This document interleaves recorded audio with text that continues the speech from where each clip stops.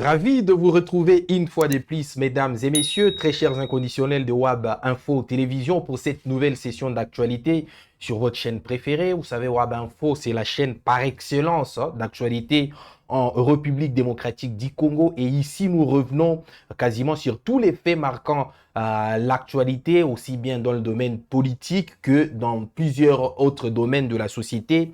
Mesdames et messieurs, alors c'est samedi 7 mars. Nous avons vraiment préparé un plat équilibré où nous allons d'abord, n'est-ce pas, faire un petit état des lieux de ce qui se passe sur le front. Vous savez, ça chauffe à Mouchaki. Après, nous allons aborder la question liée, n'est-ce pas, à la salve des sanctions que les États-Unis d'Amérique ont envoyées au Rwanda. Nous allons également parler un tout petit peu ou vous communiquer de nouvelles ramifications sur la question liée au débat sur les changements de la Constitution. Après, nous allons également un peu parler de ce qui se passe, n'est-ce pas, dans les rangs de l'AFC M23, puisqu'il y a eu quelques réaménagements. Et vous allez devoir, n'est-ce pas, découvrir les nouveaux nommés, mais également ceux qui ont été reconduits, mesdames et messieurs. Alors, en liminaire, je vous ai, n'est-ce pas, parlé de la situation au front, vous savez, dans les Mouchaki. D'ailleurs, vous serez en train de voir les images d'illustration. Il y a eu des terribles bombardements ce samedi, des bombardements qui auraient coûté la vie à plusieurs, n'est-ce pas, habitants de ces coins-là, qui un coin stratégique, n'est-ce pas, du territoire de Massissi, Mouchaki. Voilà, c'est une cité qui a connu quasiment toutes les guerres, qui a vu, n'est-ce pas, traversé toutes les guerres, depuis les guerres, n'est-ce pas, des années 90 jusqu'à aujourd'hui. Mouchaki a toujours été théâtre des affrontements, mesdames et messieurs. Mais là, il n'y avait pas vraiment de front. Mais on a été surpris, mesdames et messieurs, d'apprendre de nos sources qu'il y a de bombardements menés par les forces armées de la République démocratique du Congo contre les positions de l'AFC M23 dans Mouchaki, une cité qui ne constituait pas jusque-là le front, mesdames et messieurs, puisque le front sont concentrés au sud Kivu, à Minembwe dans les Mikenge, au nord Kivu, c'était jusque-là aux alentours de Rubaya et dans quelques coins du territoire de Massissi. Mais la cité de Mouchaki ne faisait pas jusque-là, n'est-ce pas, n'était pas sujette, pardon, à des affrontements entre l'AFC M23 et les forces armées de la République démocratique du Congo. Donc tout a éclaté ce samedi dans la matinée où, n'est-ce pas, les drones de forces armées de la République démocratique du Congo auraient envoyé une salve de bombes aux positions tenu par l'AFC M23. Alors cela a suscité bien évidemment des réactions. On va devoir vous lire les réactions tout au long de cette émission, notamment la réaction de Lawrence Kanyuka, le porte-parole ou les patrons de la cellule de communication de l'AFC M23 qui a réagi par rapport à ces nouveaux affrontements entre l'AFC M23 et les forces armées de la République démocratique du Congo. Mais nous parlons d'abord de la visite du chef de l'État Félix Tshisekedi à Chicago. Nous sommes là aux États-Unis d'Amérique. Félix Tshisekedi qui est bien arrivé à Chicago depuis tard dans la soirée d'hier. D'ailleurs, sur place, le président de la République y a été reçu. Il y a une photo qui a été prise et publiée d'ailleurs par la cellule de la communication de la présidence de la République qui a signalé, n'est-ce pas, l'arrivée du président Félix Tshisekedi à Chicago. Nous sommes là, n'est-ce pas, aux États-Unis d'Amérique. Alors, qu'est-ce que Félix Tshisekedi est allé faire exactement à Chicago, mesdames et messieurs? Il est allé, n'est-ce pas, se recueillir devant, n'est-ce pas, le feu professeur, disons le révérend Jesse Jackson qui est décédé, mesdames et messieurs. Et donc Félix Tshisekedi a décidé comment dirais-je, de bouder quasiment les sommets de Arusha réunissant le 25e sommet de Arusha réunissant les chefs d'État, les différents chefs d'État de la région des Grands Lacs, pardon, bien évidemment avec d'autres invités des marques. Et donc Félix Tshisekedi a jugé bon d'aller assister aux funérailles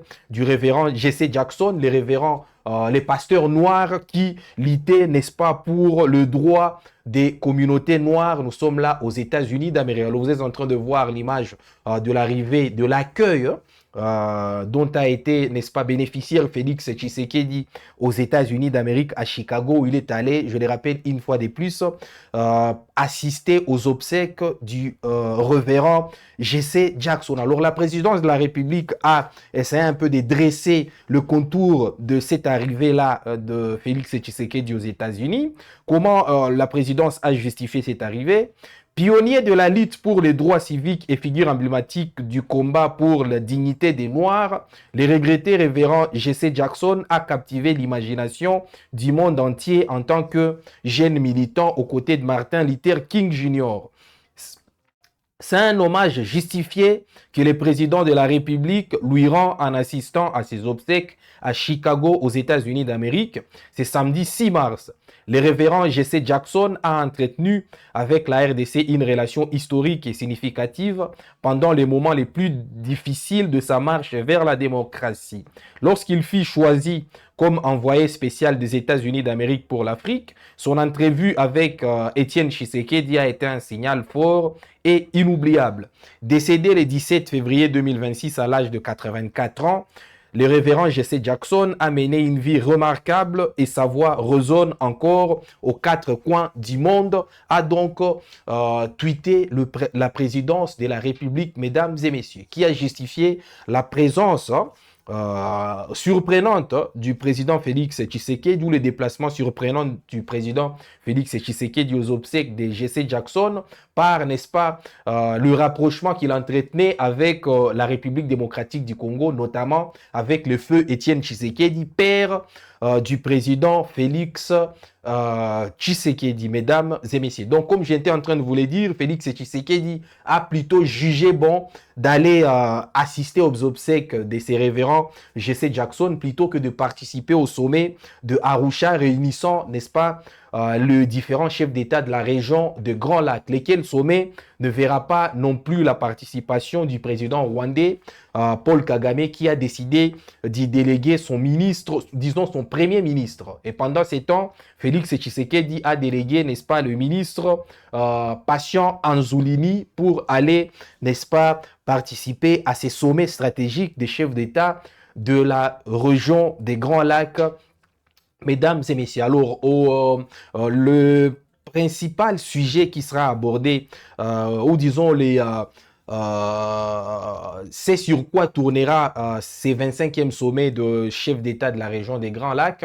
Ça sera dans un premier temps la prise de pouvoir n'est-ce pas, de la CIRGL par le président ougandais Yoweri Museveni. Donc ça sera en l'absence de la présence, en l'absence de Félix Tshisekedi. D'autres chefs d'État y sont signalés, notamment le président du Burundi, Evariste Ndayishimiye, qui est également président de l'Union africaine, le président de la Tanzanie, tout naturellement, puisque les sommets se déroulent dans son pays, le président également, n'est-ce pas, du Kenya également, devra faire partie de ces chefs d'État qui devront se réunir à Arusha à partir de ces samedi 7 mars, mesdames et messieurs. Alors, je vous ai parlé de, voilà, de réaménagement qu'il y a eu au sein de l'AFCM 23. L'AFCM 23 qui a procédé à diverses nominations notamment, mais également diverses reconductions. Et l'information principale est que le coordonnateur Corneille Nangaa a reconduit son directeur de cabinet, Yannick Chisola. Donc Yannick Chisola a été reconduit comme directeur de cabinet de Corneille Nangaa, qui reste le coordinateur de l'AFC M23, mesdames et messieurs. Alors ces nominations arrivent, n'est-ce pas, dans un contexte où l'AFC M23 est en train, n'est-ce pas, de redynamiser son organisation, mais également de confirmer, c'est un signal que l'AFC M23 n'est pas du tout, et disons l'AFC M23 est en train de s'installer, comment dirais-je, de s'installer solidement dans les positions qu'elle occupe actuellement, c'est-à-dire dans les territoires et les villes qu'elle occupe aussi bien au nord qu'au Sud Kivu. Donc Yannick Chisola continuera, n'est-ce pas, à exercer ses fonctions de directeur des cabinets de Corneille Nangaa. Yannick Chisola, pour ceux qui ne le savent pas, il fait partie des Congolais qui ont décidé, n'est-ce pas, de rejoindre l'AFC M23 en se disant, n'est-ce pas, ne pas partager, en disant ne pas partager, n'est-ce pas, les idéaux du régime de Félix Tshisekedi. Et donc, Yannick Chisola a décidé de rejoindre cette organisation politico-militaire et aujourd'hui, il exerce et il va encore exercer pour de mois à venir, voire des années à venir, les fonctions de directeur des cabinets de l'AFC M23. Et par cette nomination ou ces différentes nominations, l'AFC M23 vient de confirmer, n'est-ce pas, sa solidité, vient de confirmer également sa position qui ne change pas, c'est-à-dire, n'est-ce pas, garder ses différentes positions aussi bien au nord que au Sud Kivu, mesdames et messieurs. Alors, pendant que les affrontements se déroulent, je vous ai dit que j'allais vous faire part, n'est-ce pas, d'une autre indignation de la part de l'AFC M23 par rapport aux bombardements qui sont en train, n'est-ce pas, qui sont en cours à l'heure où on est en train de vous parler dans les Mouchaki. Nous sommes là dans les territoires de Massissi. Alors, Lawrence Kanyuka, comme d'habitude, le porte-parole, le président ou disons le patron de la cellule de communication de l'AFC M23 a tweeté une nouvelle fois de plus, des tweets que nous serons en train de vous illustrer, mesdames et messieurs. Vous êtes en train de le voir sur vos écrans. Qu'est-ce qu'il dit? Samedi 7 mars 2026. Il essaie un peu de faire il essaie un peu de faire un déroulé, une sorte de voilà, d'état des lieux, de chronologie même de ce qui s'est passé depuis la matinée de ce samedi 7 mars 2026. À 5h15, les forces coalisées du régime de Kinshasa ont procédé à des bombardements intensifs et indiscriminés visant les zones densément peuplées de Mouchaki et de ses environs. Ces frappes aveugles, menées sans aucune considération pour la vie humaine, ont tué plusieurs civils innocents et détruit nombreuses habitations. À 6 heures juste, ces mêmes forces ont lancé une nouvelle attaque meurtrière contre la zone fortement peuplée des Gakenke à Minembwe, poursuivant ainsi leur campagne systématique d'épuration ethnique. Vendredi 6 mars 2026, c'est-à-dire ce qui s'est passé hier, selon ces tweets de Lawrence Kanyuka, les forces du régime de Kinshasa ont mené des attaques par drone et à l'artillerie lourde contre les zones densément peuplées de Kibanda Mangobo. Les bilans provisoires de ces frappes s'élèvent à 8 civils tués et 12 blessés, victimes directes de cette politique de guerre aveugle dirigée contre les populations civiles par Kinshasa. Face à cette agression brutale, les forces de l'armée révolutionnaire congolaise ARC poursuivent leur mission avec professionnalisme, discipline et un sens élevé de responsabilité afin de défendre et protéger les populations civiles victimes de la guerre imposée. Alors, il y a un autre tweet qui a suivi, voilà, toujours venant de Lawrence Kanyuka. Il est le patron du département de la communication de l'AFC M23. Qu'est-ce qu'il a dit dans cet autre tweet, mesdames et messieurs? 7 mars 2026, Mouchaki, territoire de Massissi. Loin de toutes les lignes de front, Mouchaki et d'autres localités sont la cible des bombardements criminels perpétrés par les régimes terroristes de Kinshasa qui larguent des bombes au moyen de drones de combat sur les populations civiles.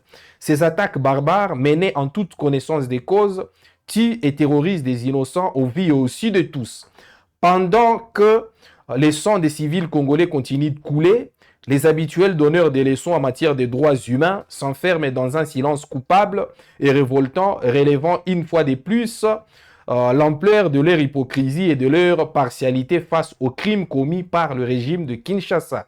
Qu'il soit clairement établi, le sang de nos compatriotes ne sera ni ignoré, ni passé sous silence, a donc tweeté Lawrence Kanyuka qui s'indigne une fois de plus, n'est-ce pas, des bombardements menés par les forces armées de la République démocratique du Congo dans différentes localités, notamment la cité de Mouchaki dans les territoires de Massissi. Alors les affrontements n'en finissent pas, mesdames et messieurs, au moment où les cessez-le-feu qui ont été convenus aussi bien à Doha qu'à Washington n'arrivent toujours pas à être suivis. D'ailleurs, si vous nous avez très bien suivis dans nos précédentes productions, toujours sur Web Info Télévision, on vous a fait part, n'est-ce pas, du rapport publié par une organisation africaine qui s'assure des suivis, n'est-ce pas, des différents conflits, qui a établi les taux d'effectivité ou de suivi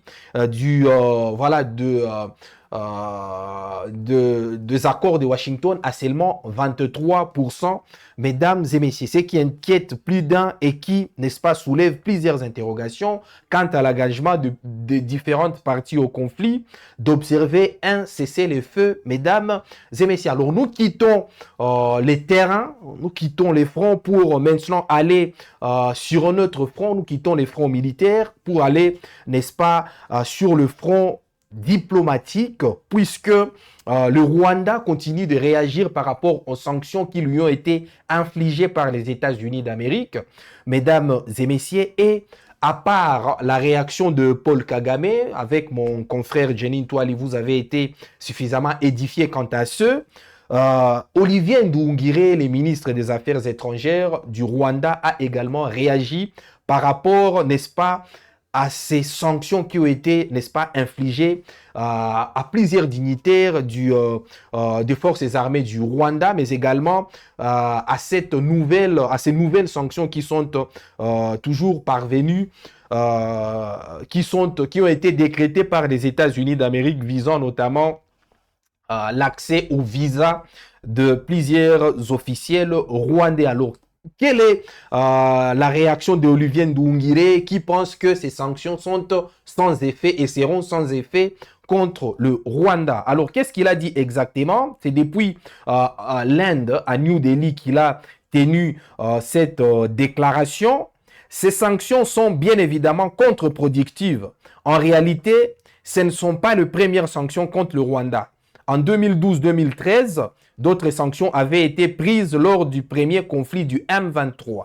Il y a donc eu un premier conflit qui s'est terminé en 2013 par une solution militaire, mais les causes profondes de ces conflits n'ont jamais été traitées. C'est pourquoi ce conflit a ressurgi 8 ans plus tard, en octobre-novembre 2021. La question devrait donc être désormais de s'attaquer aux causes profondes afin de mettre fin à ces conflits une fois pour toutes, a donc réagi Olivier Nduhungirehe, le ministre rwandais des Affaires étrangères, par rapport à la salve des sanctions que les États-Unis d'Amérique ont infligées au Rwanda. Donc les ministres, les chefs de la diplomatie rwandaise pensent que ces sanctions seront une nouvelle fois de plus contre-productives ou sans effet, puisque ne s'attaquant pas aux causes profondes du conflit.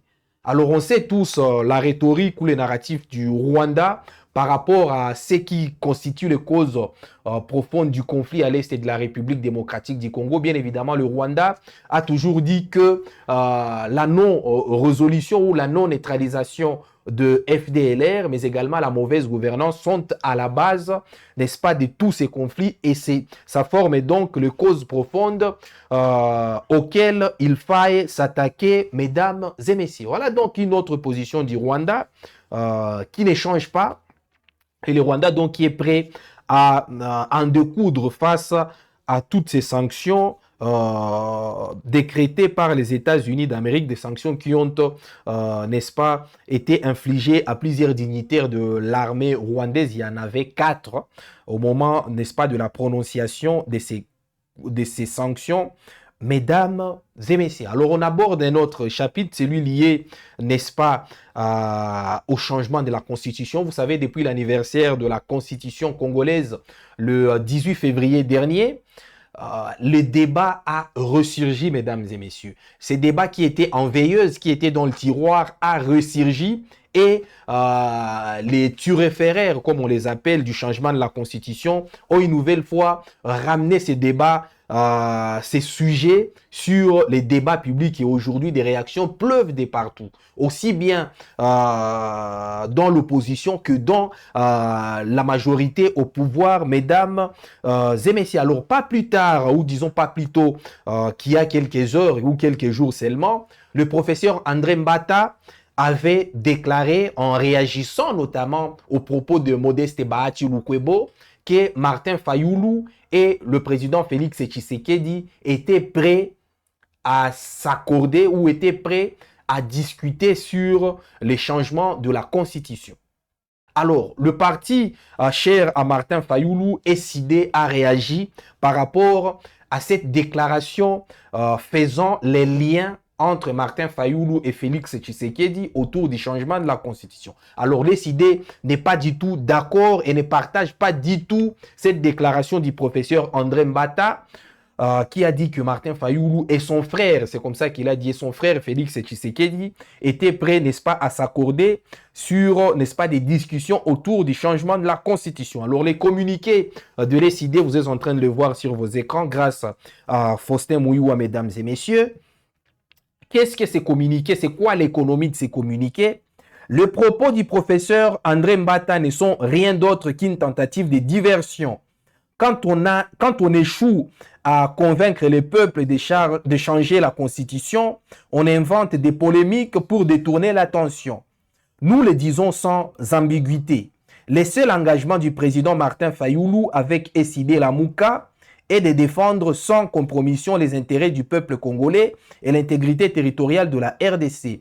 Le vrai débat n'est pas de savoir qui parle avec qui, mais comment rétablir la paix, partager, protéger la cohésion nationale, organiser un dialogue national inclusif et garantir les élections crédibles en 2028.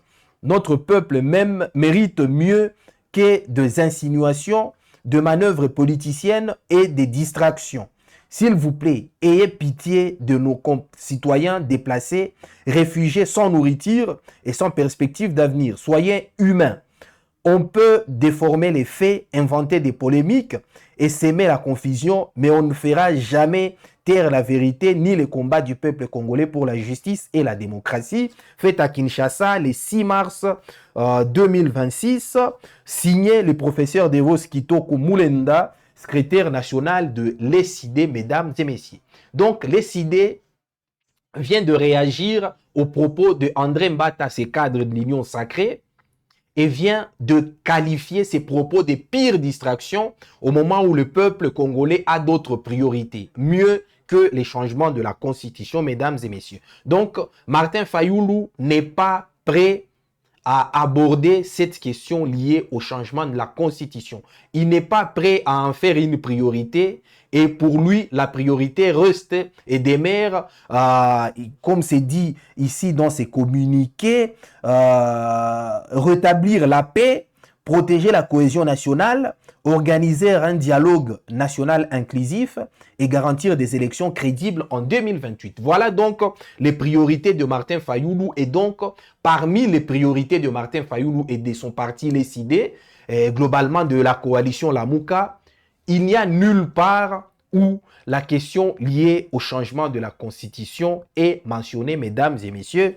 Et donc, en ce sens, on peut dire que Martin Fayoulou envoie balader Félix Tshisekedi sur, n'est-ce pas, son obsession à changer à tout prix la Constitution, mesdames et messieurs. Alors, Fayoulou n'est pas le seul opposant congolais à avoir réagi par rapport à cette question liée au changement de la Constitution, puisque Jean-Marc Kabound également a rebondi sur cette question dans une, n'est-ce pas, dans une de ses déclarations, c'était sur Twitter, hein. Vous êtes en train de voir d'ailleurs la réaction de Jean-Marc Kabound, le tweet de Jean-Marc Kabound, Qu'est-ce qu'il a dit exactement? Relancer les faux débats sur les changements de la Constitution pour détourner l'attention des vrais problèmes du pays et repousser les dialogues politiques inclusifs pendant que nos compatriotes meurent dans une guerre injuste est moralement inacceptable et politiquement irresponsable.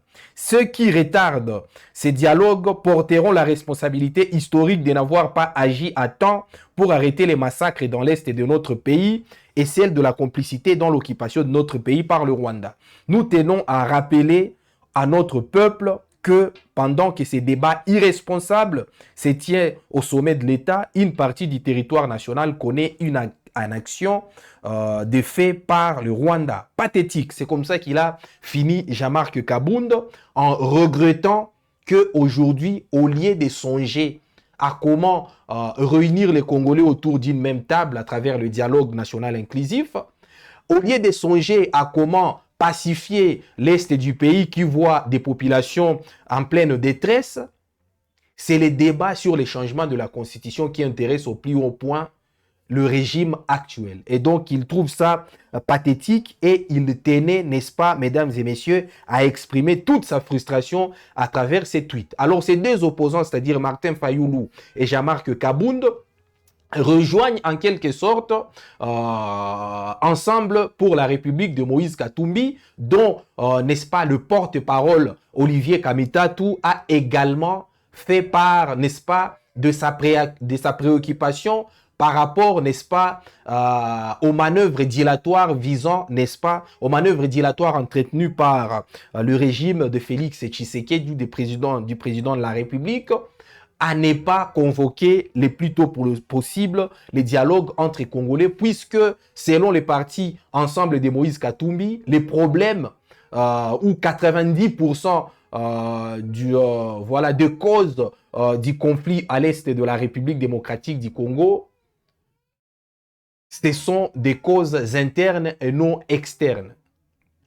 Des causes internes, notamment la mauvaise gouvernance et bien d'autres, la corruption et bien d'autres maux qui gangrènent les pays et qui empêchent, n'est-ce pas, son décollage, mesdames et messieurs. Voilà donc tout pour cette session d'actualité sur WAB Info Télévision. J'espère que à travers elle, vous avez été suffisamment édifiés sur ce qui se passe à l'est de la République démocratique du Congo, mais également dans plusieurs salons diplomatiques et politiques qui concernent la RDC. On espère également que vous allez devoir rester toujours accrochés sur WAB Info Télévision pour d'autres sessions d'actualité, toujours avec la même énergie et les mêmes plaisirs renouvelés.